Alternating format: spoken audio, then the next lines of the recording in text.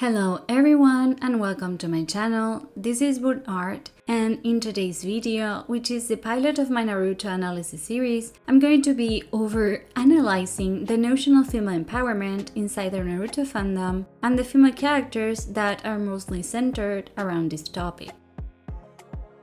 There are so many things to point out in this particular subject that I'm not sure I will even get to cover every aspect of it, as the topic carries a very much real emotional and political baggage independently of the fictional work and the fandom I'm limiting to as of now.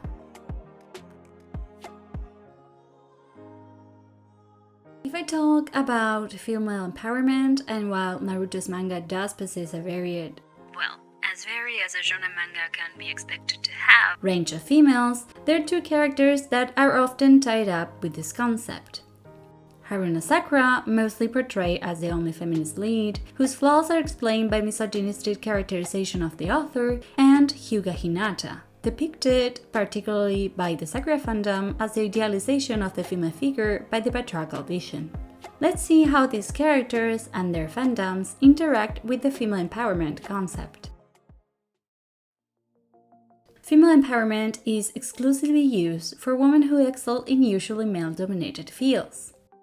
I know this particular point comes with a lot of cultural and political baggage because, to this day, the possibility of women, particularly women of color, to access or grow in historically masculine fields is almost nil.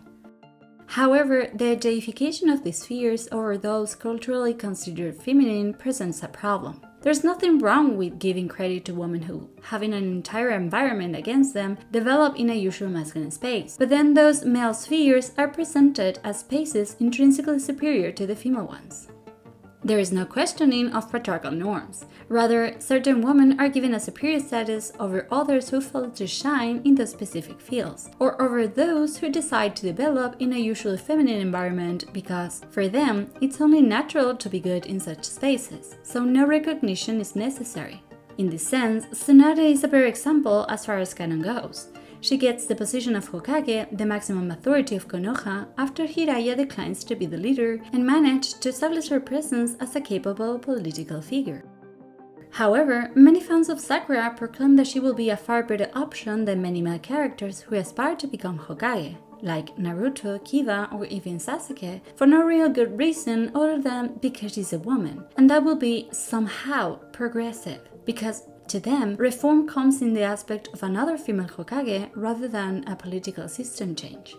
And I get it. Watching women acquire positions of power that are usually given to men is always great, but other than her gender, what does Sakura bring to the table?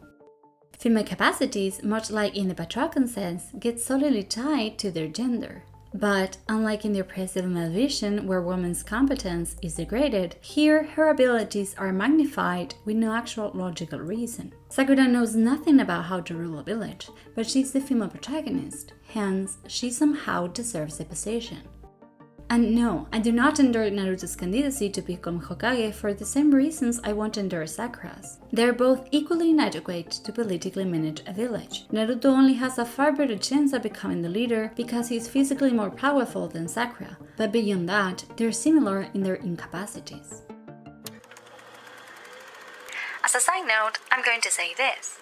I'm well aware that characters can learn how to politically manage a village, as every single Hokage learned to do so after they acquired the position. I'm arguing against the notion that Sakura, simply by being a female, is more suited than the rest of the male cast, as all of them are similar in the lack of bureaucratic understanding.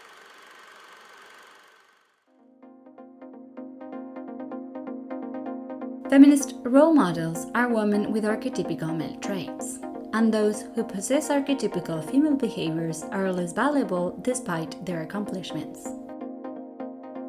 Very tied to the previous point comes this one, which you might notice has been summarized in the title, as we can separate the notion of female empowerment from the idea of women who excel in cultural male-dominated fields to the idea of women characterized by culturally associated male features.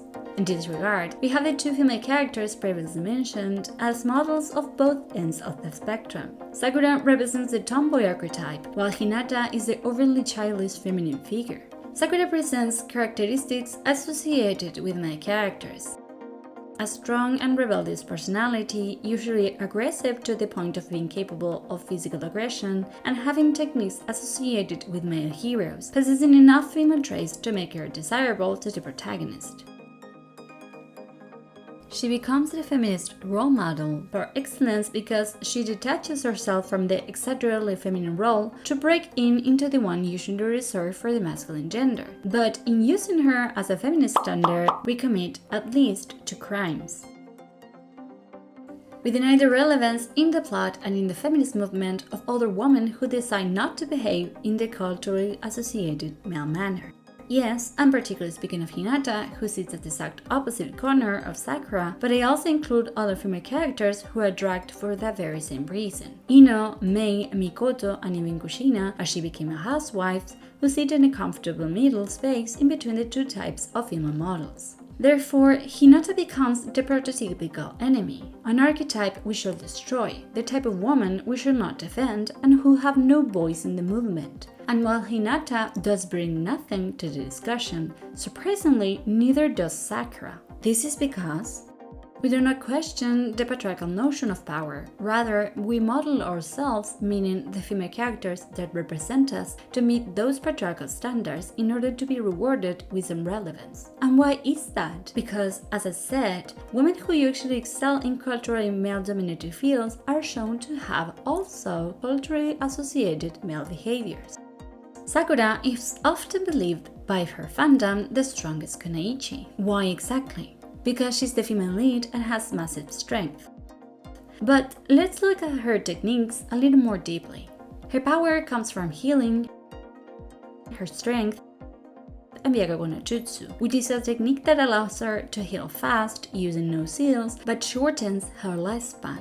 If we analyze such abilities with an unbiased perspective, we are able to understand that a person with good speed and/or middle or long-range attacks and a decent chakra pool could be able to take her out. This is not to diminish her capacities, but she's particularly blown out of proportion. But why I'm bringing this up? As who's the strongest kunoichi is another topic of discussion altogether. Sakura uses the type of techniques often portrayed by male heroes: massive strength. And that, for some reason, gives her an advantage in the fandom over other female characters who do not possess such technique. The Hulk, Captain America, Superman, etc., all of them considered almost invisibles, share the same technique Sakura possesses: strength, a skill often used to portray a male physical, i.e. superior to woman, power. Physical strength, again a technique usually associated with men, is then believed to be an almost impossible to overpower technique. And many feminists like to think that the importance of Sakura having it lies in the idea that she breaks the "only men can be physically strong" rule. But that is false. 1. Tsunade is the one who came up with the technique, so there was a previous female character with such ability. 2. It works by enhancing your strength with chakra, so basically everyone with enough chakra control can perform it if so they desire. And 3rd, Sakura's character does not question the patriarchal view in the importance of physical power, which is again associated to men's superiority. She cements it. There's something to say about this that encompasses the entirety of the analysis in this video. The female fandom of most fictional works, especially action-based fictional works, often contains the entire feminine spectrum inside one character, and everything outside the specific character is either misogynistic or, in lesser terms, less feminist than the one they choose to project themselves as females. I understand that underrepresentation in science fictional works, particularly shonen mangas, sparked the search for female representation inside the narrative by latching on the most potable feminist character out there. But as of now, in modern times, this search misrepresents womanhood as a whole. You see, the response to this patriarchal erasure brought a new entire issue because now, women are forced to be flawless in order to be likable. So any characteristic that doesn't match with our cultural idea of likable gets either labeled as misogynist or completely ignored, and also have to be remarkable in usually more than one aspect. In Naruto's mangas, Sakura and Hinata's fandoms portray each of them as the strongest, smartest, kindest, prettiest, fastest, and so on. They need to give them all of these qualities because otherwise they'll be, by the standards, completely unremarkable. And women, especially those chosen to be the feminist standard inside the narrative, can't be unremarkable. Naruto is, by the end of the series, considered the physically strongest character, yet he isn't inside the narrative nor the fandom the sharpest tool in the box. He's not considered the smartest, he's not even considered the person with the most ninjutsu repertoire out of all the male characters. He's allowed not to be the best in every scenario because he's not considered the representation of his gender inside the story. Meanwhile, Sakura or Hinata needs to be the strongest, prettiest, fastest, and kindest woman ever, always, because the fandom chose her, and only her, to represent them, so the rest of the female cast can't possibly be better than her. Furthermore, the standards they use to measure women's powers only fit Sakura's capacities, which in turn mirrors the male understanding of power.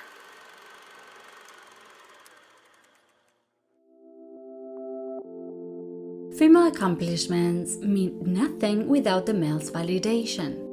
If a woman accomplished something and there isn't a man to see it, did the woman really accomplish anything? For as long as I have been in the Naruto fandom, the female characters have been tied to the male characters' perspectives. That is nothing but visible when it comes to Sakura and Hinata, whose fans use panels of Naruto, particularly acknowledging their feats in order to justify their ship or the character's growth. Naruto recognized their capacities, therefore their talent is a canon fact rather than a biased belief based on the affection Naruto has for them. I'm not saying that Sakura and Hinata's accomplishments are in canon, but that the male character's validation of those accomplishments is far more important for a large portion of the fandom than them having the actual skill. Coincidentally, Sasuke's character is often attacked because he refuses to acknowledge Sakura's skills. Therefore, he doesn't deserve her, despite the fact that his lack of recognition does not diminish her ability to perform. In a show of irony, even Sakura states this canonically, saddening at the thought that her efforts were for nothing because she lacks Sasuke's expressed congratulations.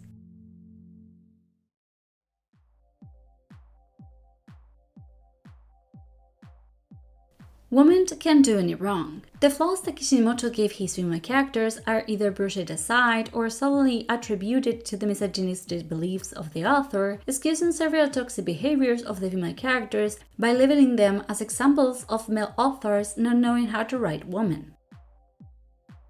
I will not deny that Kishimoto, like most male shonen authors, has sexist beliefs, and that those are reflected in his work. But if we choose to reduce Sakura and Hinata's characterization as a result of a misogynistic mindset, therefore denying their flaws of any relevance, then their accomplishments as ninjas should suffer the same fate.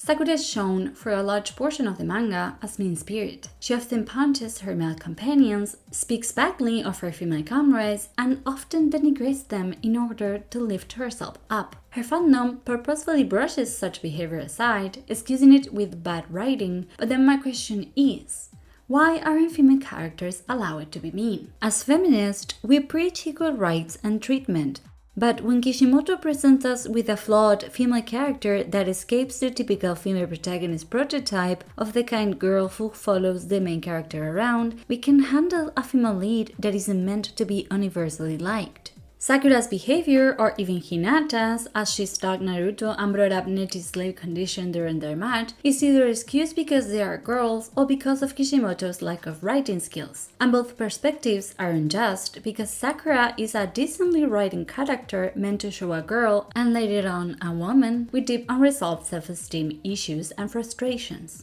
Furthermore, excusing her behavior or diminishing the negative impact that it has on others is to be condescending of a woman's capacity for cruelty, which is, lo and behold, a patriarchal belief. Women are not intrinsically good. If we look at another piece of media, like Madame Bovary, that is considered one of the best feminist novels of all times, written by Gustave Flaubert, we see a lead female character who is deeply frustrated with her life. Spoiler and trigger warning.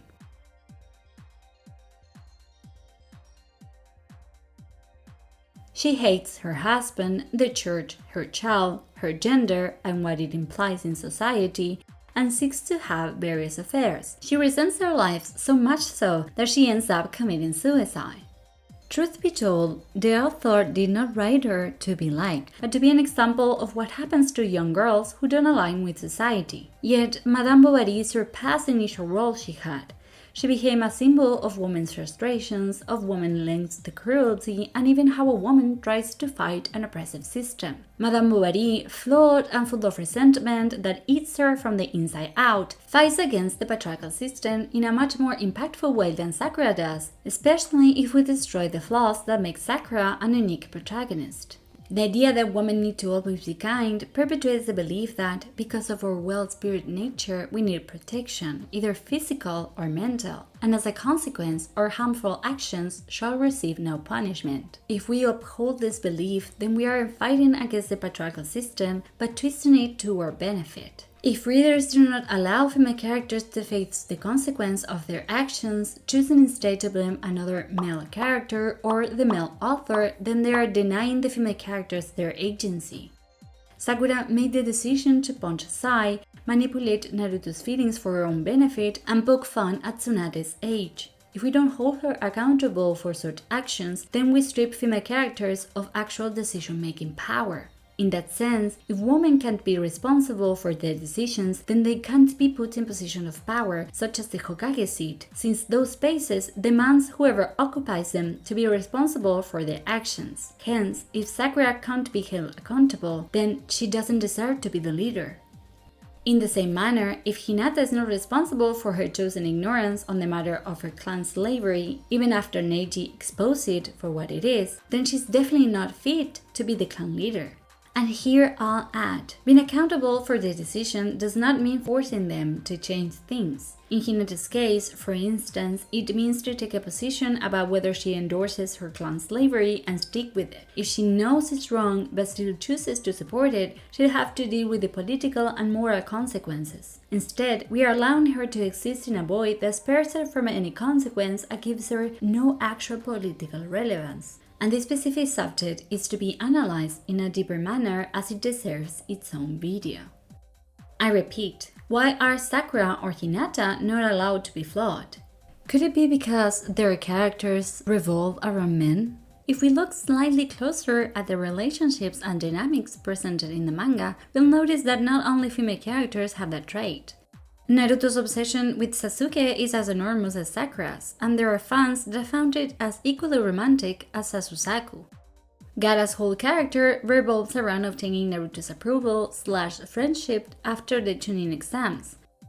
Pain/Nagato, just like Conan, never got over Yahiko's death, and so on. We are more trained and prepared to see those types of things when it comes to female characters, but Kishimoto distributed fixation traits in equal measures. As for romantic developments, it's often that this fandom posits the female characters as the sole victims of the romance dynamics presented in the ending. Sasusaku and Arahina are a testament to how the male characters were trapped in a relationship they never expressed they wanted to be a part of, at least until the very end of Shippuden. Furthermore, Sai never canonically expressed during the manga to want to be in a romantic relationship, and with Ino specifically. She did, however, voice interest. So how come we mostly treat romantic relationships as coffin for female characters' development instead of a two-way street? Sakura is a character marked by her obsession with a boy, her lack of confidence, jealousy, frustrations, and desire to push herself harder in order to reach her male teammates. In that sense, she clashes against the typical notion of a female co-protagonist, which is invoked by Hinata's characterization, who, as a character, gets, well, absolutely ignored. Let me expand on this. Sakura, much like Madame Bovary, carries inside the Narutoverse the idea of an active libido. She's driven by her awakening sexual desire for Sasuke. She goes against the innocent role that the public expects of her, which gives her more depth and feminist relevance than the fixed version a great portion of her fandom chose to worship. Hinata, however, by being presented as a feminine archetype, does not have actual relevance to the plot, while at the same time lacks any significant voice. She is not even allowed her own defense, which is, in exchange, carried out by the male protagonist. Whether Kishimoto intended the metaphor of female lack of agency or not, it does not change the fact that it might be read as such. Lastly, why are the female questionable behaviors reduced to Kishimoto's bad writing, while male behaviors like Naruto's rude attitude or Sasuke's arrogance are attributed to their character's personality? Shouldn't they receive the same defense as their female companions? As a side note, I'm going to say this. I understand both of the fandom's interest in making their favorite female characters more likable and less morally questionable, as a lot of criticism this character receives is often tied to sexist remarks. However, erasing such characteristics of them detaches them from the overall universe they were created for, as the entire manga revolves around the oppressive shinobi system that exists and that the main character is trying to change. They are purposefully created to coexist inside such an oppressive system without disputing it, as such is Naruto's whole purpose.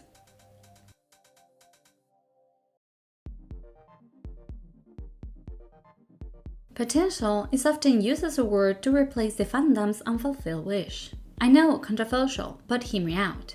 The idea that female characters have the potential to be great, yet Kishimoto undermined them in order to both uplift the male characters and introduce romance is at least debatable.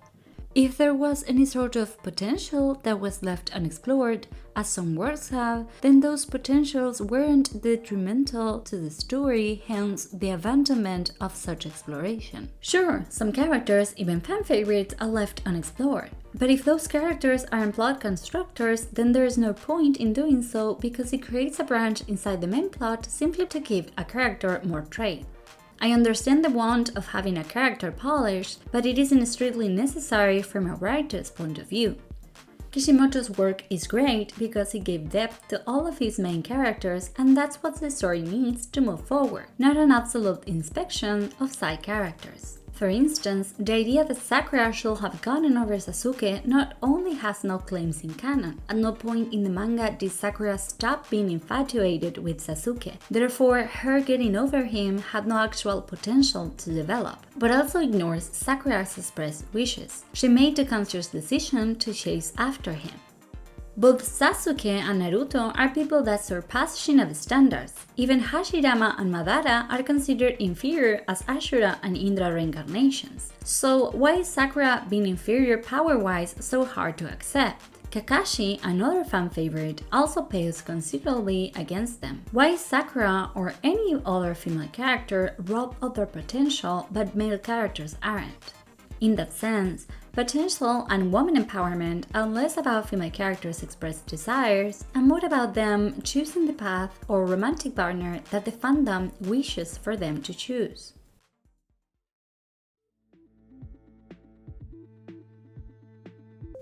Male characters that either present culturally associated female behaviors or male characters that the fandom perceives as female-coded.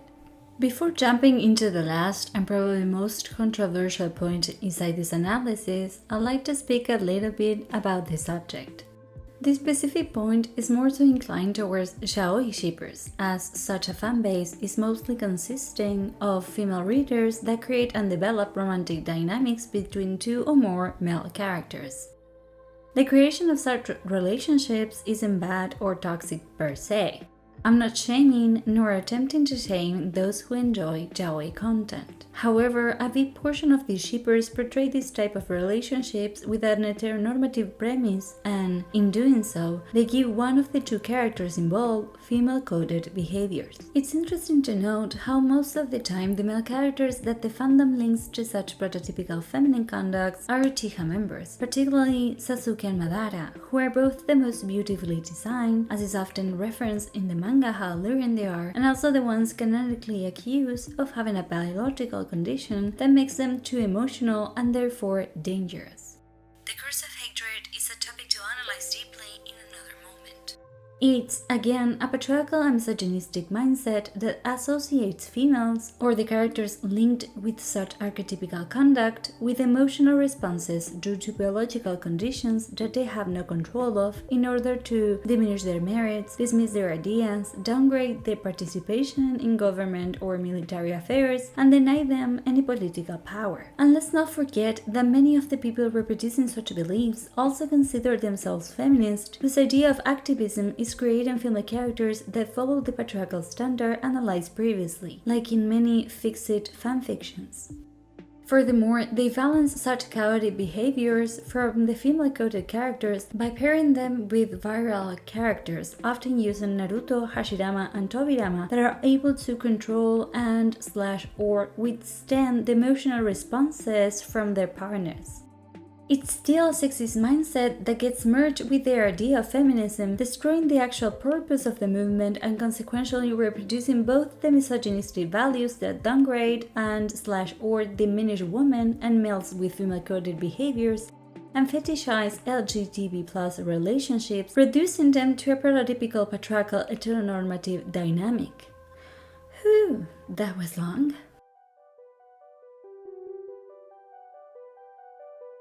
In conclusion, I don't think Kishimoto made a bad job when it comes to writing female characters. His views are, and I can't believe I'm saying this, far more open-minded than many mangas published during the same period or after. Furthermore, during the time Naruto was being published, Kishimoto allowed the fandom to have a say in many aspects of its creation, thus affecting the final product.